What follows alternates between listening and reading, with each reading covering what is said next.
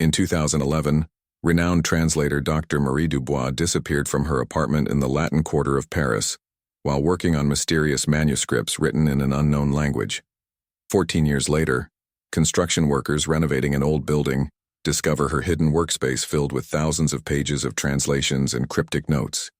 The discovery reveals Marie's obsession with deciphering what she believed to be messages from an ancient civilization, leading investigators to uncover the truth behind her disappearance and the dangerous secrets she was trying to protect.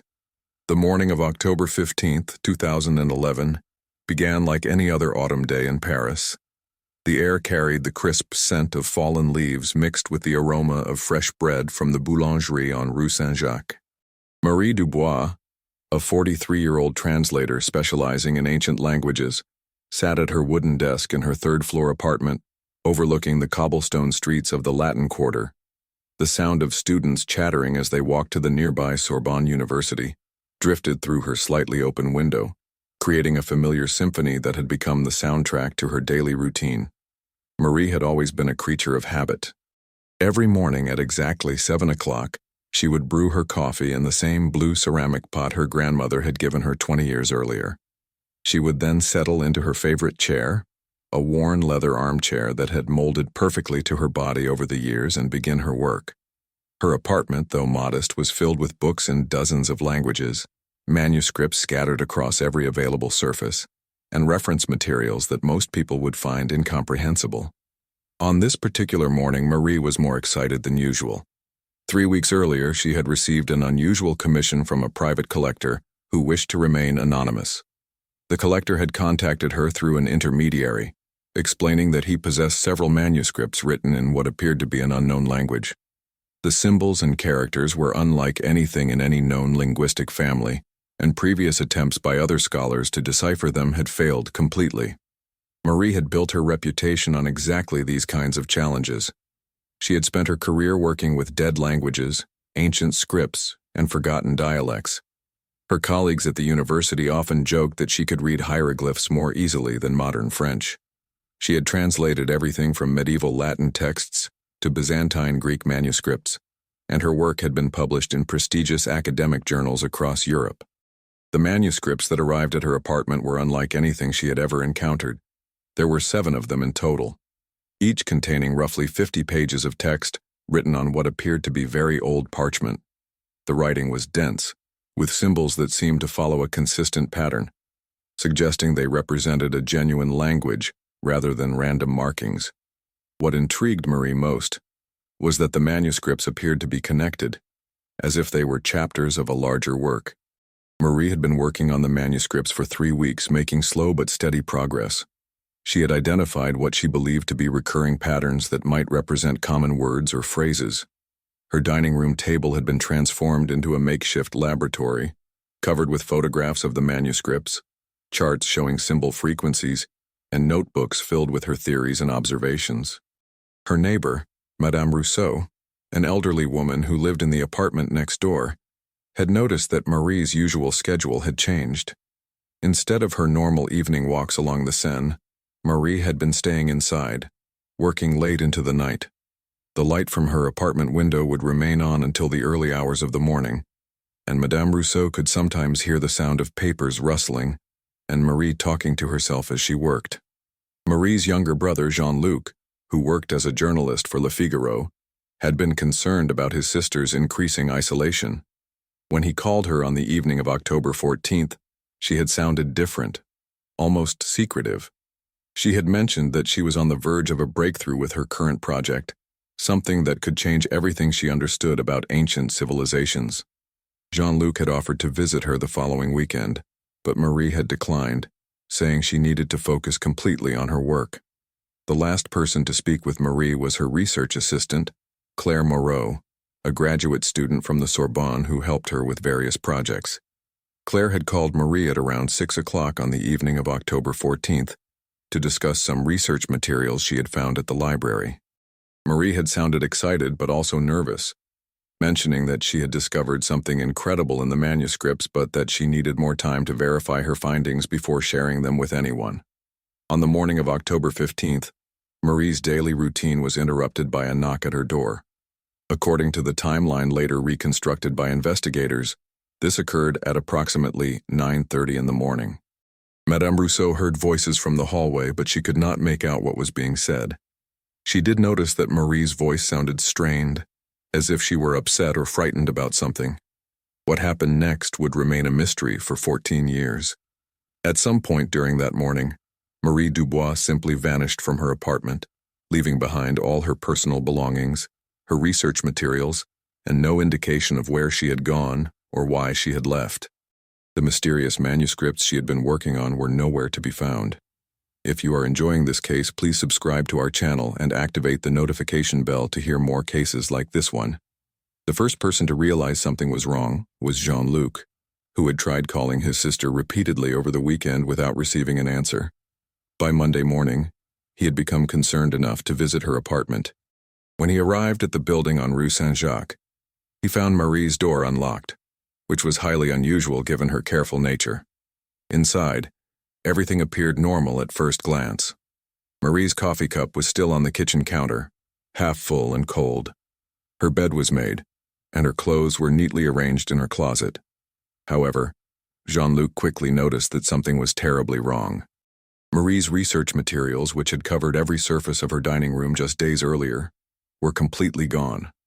The manuscripts she had been working on were missing, along with all of her notes, photographs, and charts. It was as if someone had systematically removed every trace of her current project, while leaving everything else untouched. Jean-Luc immediately contacted the police, and within hours, Inspector Laurent Moreau from the Paris prefecture had arrived to investigate.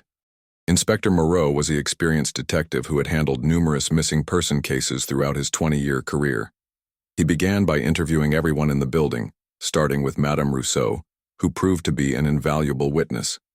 Madame Rousseau told Inspector Moreau about the voices she had heard on the morning of October 15th. She was certain that Marie had been speaking with at least one other person, and that the conversation had lasted for approximately 10 minutes. She also mentioned that she had heard footsteps in the hallway shortly after the voices stopped, but she had assumed it was just Marie leaving for one of her research trips to the library. The investigation quickly revealed several puzzling aspects of Marie's disappearance. First, none of her personal belongings were missing. Her passport, wallet, and identification documents were all still in her apartment. Her bank account had not been accessed, and there were no charges on her credit cards after the morning of October 15th. Second, the selective removal of her research materials suggested that whoever was responsible had specific knowledge of what Marie had been working on. Inspector Moreau expanded his investigation to include Marie's professional contacts. He spoke with her colleagues at the Sorbonne, her publishers, and the various clients she had worked with over the years. Everyone described Marie as a dedicated, reliable professional who had never shown any signs of mental instability or desire to disappear voluntarily. Her research assistant, Claire Moreau, provided crucial information about Marie's final project and her apparent excitement about her discoveries. The investigation into the mysterious manuscripts led Inspector Moreau to attempt to trace their origin. However, the anonymous collector who had commissioned the translation proved impossible to identify. The intermediary who had contacted Marie claimed to have been paid in cash and had no direct contact with the collector. The Postal Service records showed that the manuscripts had been delivered to Marie's apartment, but the return address was fictitious. As weeks turned into months, the investigation began to stagnate. Despite extensive searches of the Latin Quarter and surrounding areas, no trace of Marie was found. The media attention surrounding the case gradually faded, and Inspector Moreau was forced to allocate his resources to other cases. However, he never completely gave up hope of solving the mystery of Marie Dubois's disappearance. For 14 years, the case remained cold. Jean-Luc continued to search for his sister, hiring private investigators, and following up on any leads that emerged. He maintained Marie's apartment exactly as she had left it, hoping that someday she would return, or that new evidence would emerge to explain what had happened to her. The breakthrough came in March of 2025, when a construction company began renovating a building on Rue de la Huchette, just 3 blocks from Marie's apartment. The building, which had been abandoned for over a decade, was being converted into modern apartments. During the demolition of the interior walls, Workers discovered a hidden room behind what appeared to be a false wall in the basement. The room was small, approximately 3 meters by 4 meters, and had been carefully concealed. Inside, construction worker Antoine Dubois, who coincidentally shared the same surname as the missing translator, found an incredible sight. The room was filled with thousands of pages of handwritten notes, photographs, charts, and what appeared to be translations of the mysterious manuscripts that had disappeared with Marie 14 years earlier. The discovery was immediately reported to the police, and the case was reopened under the supervision of Inspector Sophie Laurent, who had taken over the Missing Persons Division from the now-retired Inspector Moreau. The hidden room appeared to have been Marie's secret workspace, a place where she had continued her research after her official disappearance. The materials found in the room painted a disturbing picture of Marie's final weeks. Her notes revealed that she had become increasingly paranoid about her work on the manuscripts. She had discovered that the symbols and text were not from an ancient civilization, as she had initially believed, but were actually a sophisticated code used by a modern criminal organization to communicate sensitive information. According to her notes, Marie had realized that the manuscripts contained detailed information about illegal activities, including money laundering operations, drug trafficking routes, and the identities of high-level criminals across Europe. The anonymous collector who had commissioned the translation was not a legitimate scholar or historian, but rather a member of this criminal organization who had been trying to decode intercepted communications from a rival group. Marie's research had apparently progressed to the point where she had successfully translated significant portions of the manuscripts. Her notes indicated that she had discovered the names of several prominent individuals involved in the criminal network, including politicians, business leaders, and law enforcement officials. The scope of the conspiracy was far larger than she had initially imagined, and she had become terrified of the potential consequences of her discoveries. If you are enjoying this case, please subscribe to our channel and activate the notification bell to hear more cases like this one. The timeline reconstructed from Marie's notes suggested that she had realized the true nature of the manuscripts approximately 1 week before her disappearance. Instead of contacting the authorities immediately, she had decided to gather more evidence to ensure that her accusations would be taken seriously. She had also begun to suspect that she was being watched, noting several instances where she had seen the same individuals near her apartment building. On the morning of October 15th, Marie's fears had been confirmed when 2 men arrived at her apartment, claiming to represent the collector who had commissioned the translation. According to her final notes, which were found hidden in a coffee can in the secret room, these men had demanded that she hand over all of her research materials and forget everything she had learned about the manuscripts. Marie had attempted to comply with their demands, giving them the materials from her apartment.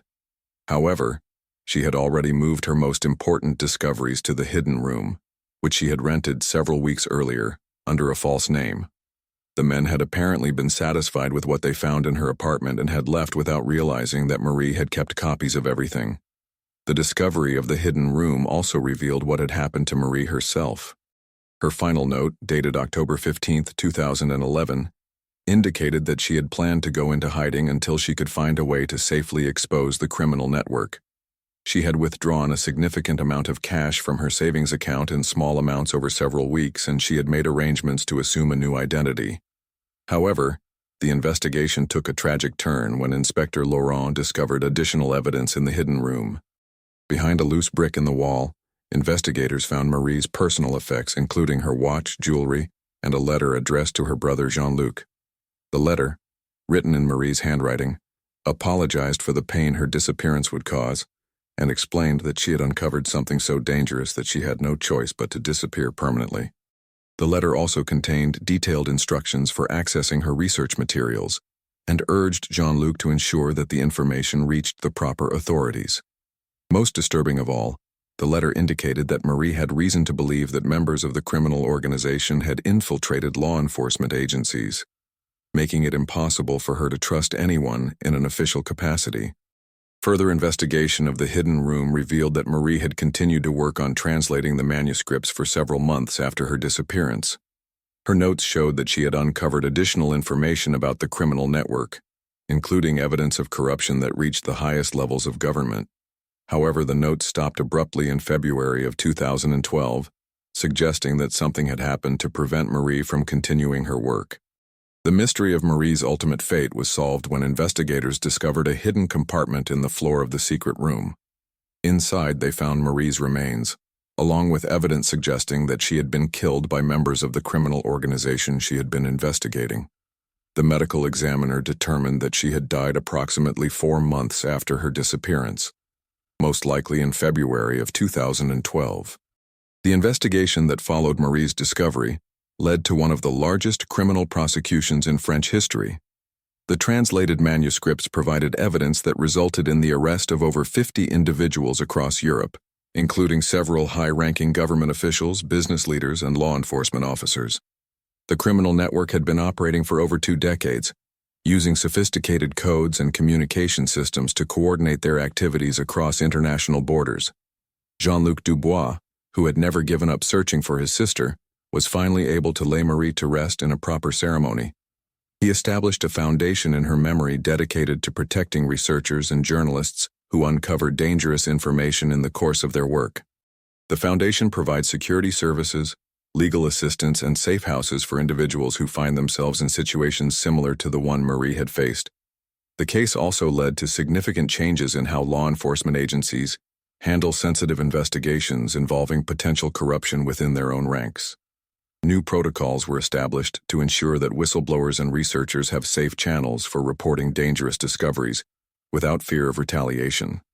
Inspector Laurent, who had solved the case, was promoted to head the new department responsible for protecting individuals who uncover evidence of high-level criminal activity. She often reflects on how different the outcome might have been if Marie had felt safe enough to approach law enforcement immediately upon discovering the true nature of the manuscripts. The building where Marie's secret room was discovered has been converted into a memorial and research center dedicated to the study of criminal communication systems. Scholars from around the world come to study the techniques Marie developed for deciphering complex codes and to learn from her methodical approach to linguistic analysis. The criminal organization that Marie had been investigating was completely dismantled, with its leaders receiving lengthy prison sentences. The case became a landmark example of how academic research can sometimes intersect with criminal investigation in unexpected ways, and how the pursuit of knowledge can sometimes lead to dangerous discoveries. Marie's story serves as a reminder of the risks faced by researchers and journalists who uncover sensitive information in the course of their work. Her dedication to truth and justice, even in the face of mortal danger, inspired a new generation of scholars to continue her work while taking appropriate precautions to protect themselves and their research. The manuscripts that started the whole investigation were eventually donated to the Bibliothèque Nationale de France, where they are preserved as part of a special collection dedicated to the study of criminal codes and communication systems. Marie's translations and research notes are available to qualified researchers who continue to study the sophisticated methods used by criminal organizations to hide their activities. Today, 14 years after Marie's disappearance, and several months after the discovery of her secret room, the case stands as a testament to the power of one person's determination to uncover the truth. Marie Dubois paid the ultimate price for her commitment to justice, but her work ultimately led to the exposure and prosecution of a criminal network that had operated with impunity for decades. The memory of Marie Dubois lives on through the foundation established in her name, the research center created in the building where her secret room was found, and the continued work of scholars who study the intersection of linguistics and criminal investigation. Her story reminds us that sometimes the most important discoveries come from the most unexpected places, and that the pursuit of knowledge, while sometimes dangerous, is essential for maintaining justice in our society. If you enjoyed this case, please click like on the video, write in the comments where you are listening from, and take the opportunity to subscribe and activate the notification bell. I will see you in the next case on our channel.